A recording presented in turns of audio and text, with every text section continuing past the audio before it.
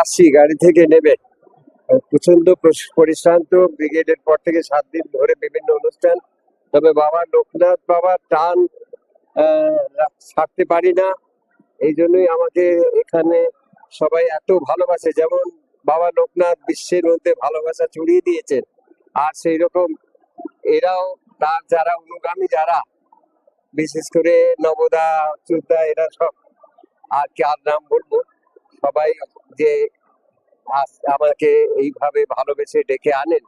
তা আমার গুরুদেব ভাবা পাগলা যেটা বলতেন, এই ভালোবাসাই ধর্ম। সব মহাপুরুষই দেখছি তাদের এক জায়গায় একই কথা, সবকিছু শিখেছ মানুষকে, কি ভালোবাসা শিখেছ, যা কিছু মানুষকে ভালোবাসাই এটি হচ্ছে পরম ধর্ম। আর সেই ধর্মের ডাকে আজকে অগণিত মানুষ সারা বিশ্বে, এই যে বাবা পাগলা দীক্ষা দেন না, এই আমাদের লোকনাথ বাবা দীক্ষা দেন না, কিন্তু তার এত ভক্ত, শিষ্য করেন না, কিন্তু তারা এত ভক্ত কেন? সেই ভালোবাসার জোরে, তার একটা অলৌকিক ক্ষমতার জোরে। এই বাবা পাগলা, রামকৃষ্ণ, লোকনাথ বাবা, এই সমস্ত যারা আছেন গুরুরা, এরা গুরুরা নয়, এদের গুরু বলা যাবে না। এরা মহাপুরুষ, মহাপুরুষও নয়, এরা ঈশ্বর এদের মধ্যে বিরাজ করেন।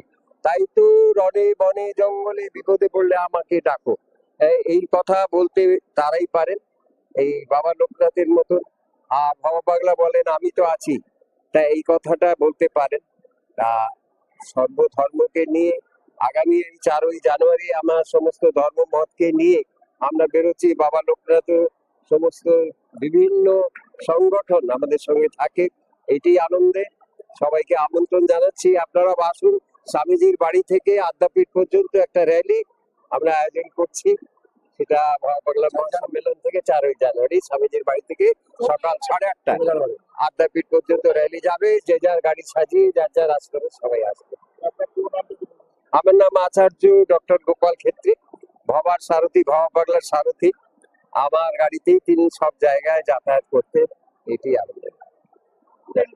উপস্থিত থাকতে পেরে আমি সত্যি আপ্লুত। বাবা লোকনাথ যে সারা বিশ্বে ওনার যে এত অনুগামী ছড়িয়ে আছে, আজকে তাদের সবাই যে এখানে একসাথে উপস্থিত হয়েছেন, তাপসদা যেটা বললেন, বাবাকে হৃদয়ে রেখে ওনার যে ভালোবাসার বাণী, সেটা যেন আমরা সারা বিশ্বে ছড়িয়ে দিতে পারি। আজকের এই অশান্ত বিশ্বে বাবার এই ভালোবাসার বাণী ছড়িয়ে দেওয়া অত্যন্ত প্রয়োজন। আমরা সবাই মিলে আসুন, বাবার এই ভালোবাসার বাণী, মানুষের সেবা করার বাণী, এগুলো ছড়িয়ে দিই সারা বিশ্বে।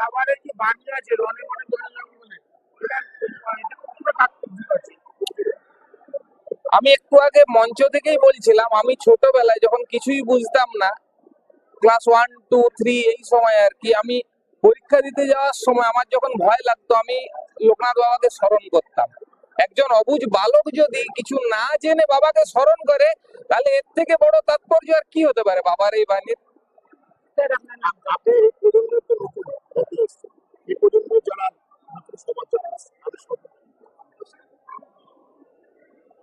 যারা আছেন নতুন, যারা প্রজন্ম, তাদের মধ্যে লোকনাথ বাবার বাণী, লোকনাথ বাবার কর্ম, ওনার কর্মের মহত্বকে আরো বেশি ভাবে ছড়িয়ে দিতে হবে। বর্তমান যুগে এই যে সোশ্যাল মিডিয়া, সমাজ মাধ্যম, এটার একটা বড় ভূমিকা আছে সমাজের জাগরণে। সোশ্যাল মিডিয়ার মাধ্যমে আমি সবাইকে বলবো, যারা আমরা সোশ্যাল মিডিয়ায় সক্রিয় থাকি, তাদেরকে লোকনাথ বাবার এই মহতি কাজ বা তার যে বাণী, এইগুলোকে ছড়িয়ে দিতে আমরা সবাই সাহায্য করি।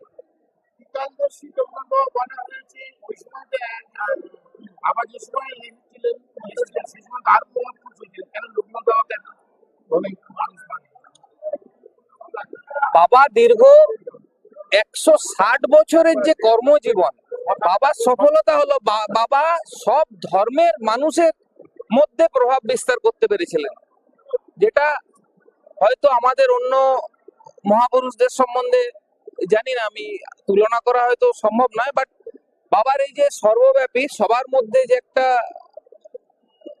প্রভাব, এটার জন্য বাবাকে হয়তো বলা হয় ত্রিকালদর্শী।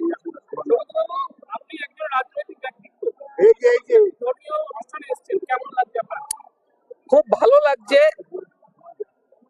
আজকে এত বেশি পরিমাণে সারা বিশ্বে থেকে লোকনাথ বাবার যে ভক্ত, বিশেষ করে আমি বলবো সনাতনীরা, সনাতনী ভক্ত। লোকনাথ বাবা একজন সনাতনী সাধক, এবং এই সনাতনী ভক্তরা আজকে যে এখানে এত বেশি মাত্রায় উপস্থিত হয়েছে, এটা দেখে আমার খুব ভালো লাগছে। ডক্টর সৌগত পাত্র। কেন বাবা লোকনাথ যুগের চরম উচ্চ শিখরে উঠেছিলেন। সমসাময়িক যুগে বাবা লোকনাথের মতো যুগসিদ্ধ মহাপুরুষ আর দ্বিতীয়টি কেউ হতে পারেননি। তাই তিনি চৈতন্য মহাপ্রভুর মতো লোককে উনি বলেছিলেন আমার একটি হাত মাত্র। অর্থাৎ চৈতন্য মহাপ্রভু শুধু ভক্তি প্রচার করে গেছেন, কিন্তু বাবা লোকনাথ কর্ম, জ্ঞান, ভক্তি, ধ্যান চারটি স্তম্ভ প্রচার করে গেছেন। অর্থাৎ বাবার সমস্ত শরীর যুগসিদ্ধ ছিল, এবং যুগসিদ্ধ না হলে ভগবানের শক্তি শরীরে ধারণ করা সম্ভব হয় না। তাই ভগবানের যে শক্তি ধারণ করার মতো যুগসিদ্ধ হয়েছিলেন বাবা লোকনাথ। তাই তিনি এই ত্রিকালদর্শী হয়েছিলেন, অর্থাৎ তিনি তিন কাল দেখতে পেতেন। অর্থাৎ বর্তমান, ভবিষ্যৎ এবং পূর্বের যা ছিল সবই তিনি দেখতে পেতেন। সেই জন্য তাকে ত্রিকালদর্শী মহাযোগী বলা হতো। অচ্যুত রায়, আমি এই চাকলা ধামের পরিচালন কমিটির সভাপতি। লাগছে প্রথমে বলবেন, আর আজকে লোকনাথ বাবার এই যে মহামিলন তীর্থে আপনারা সবাই উপস্থিত, এই বিষয়ে কি বলবেন? প্রথমে আমি জানাই আপনাদেরকে আমার অন্তরের অন্তঃস্থল থেকে কৃতজ্ঞতা, ভালোবাসা। কারণ আপনাদের এই ভালোবাসায় আমি আজকে সিক্ত। আর বাবা সম্পর্কে বলার কিছু নেই। বাবার এই পুণ্যধামে আমি আসতে পেরে নিজেকে ধন্য এবং গর্বিত মনে করছি। বাংলাদেশ থেকে এখানে এসছে, বাংলাদেশে আমার লোকনাথ বাবার ভক্ত প্রচুর আছে, এবং এখানে দেখছি প্রচুর ভক্ত। কি বলবেন যে এত মানুষ এখানে সংখ্যক ভক্ত এসছে, বাংলাদেশে বাড়িতে এত সংখ্যক ভক্ত, কি বলবেন? আমি শুধু একটা কথাই বলতে চাই, লোকনাথ বাবাই, উনাকে যেন অন্তরে ধারণ করি, ওনাকে সামনে রেখে আমরা যেন বিভেদ সৃষ্টি না করি।